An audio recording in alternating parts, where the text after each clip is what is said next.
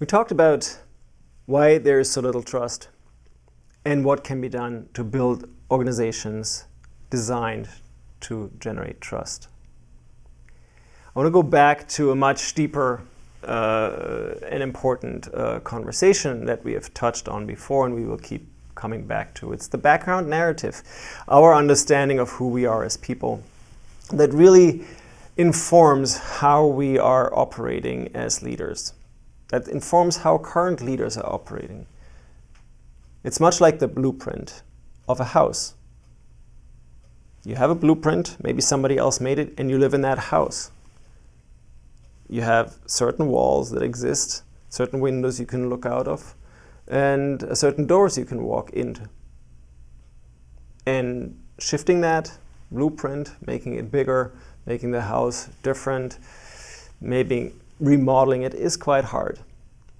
It's the same thing for our thinking. We oftentimes are not aware of who created the blueprint. What's the background narrative? Yet it's there. We do think in narratives, we do think in blueprints. And the background narrative of current leaders is informing how they act.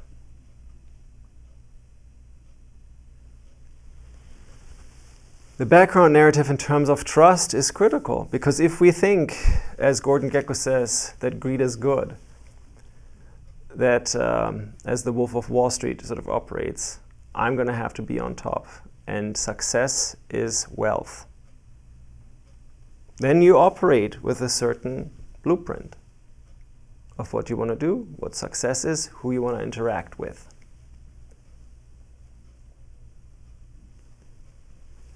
My students, when I ask them what success is and what they want to achieve, they do often tend to mimic that kind of a model and say, well, I want to be rich.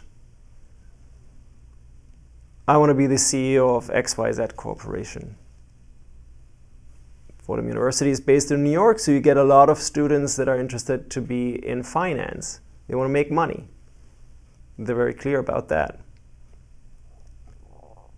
There's nothing wrong with that, except that when you ask them further and say, why would you want to do that? It's like, to feed my family, to feel good about myself, to be happy. Okay, that's very good, that's very noble, and that's very, very understandable. Yet, the blueprint that you have to get to happiness necessarily does not make it easy to address the challenges that current leaders are facing.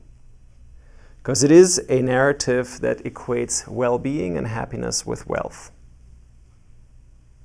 And while wealth is important towards happiness, it doesn't equate happiness.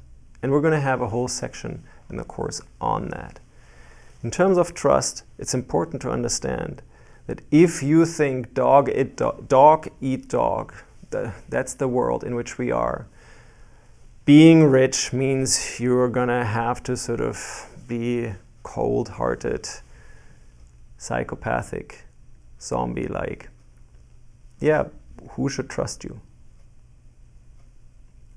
Why would you trust anybody else? Because your mindset is sort of geared towards domination and mistrust. So I'm just throwing it to you to think about that. What's the background narrative that you have going on for yourself? And how would that make you a leader? How would you lead an organization? Think about the leaders that you're witnessing in the organization that you have chosen.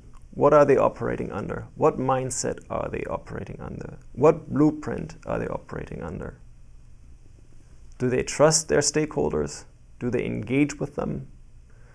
Do they mistrust their stakeholders? And do they not engage with them? Do they try to dominate them?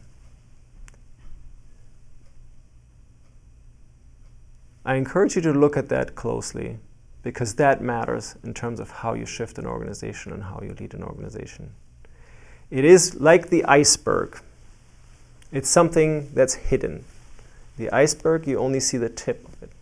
Yet, the largest part of the ice is actually underwater. The background narrative gets at the iceberg underwater.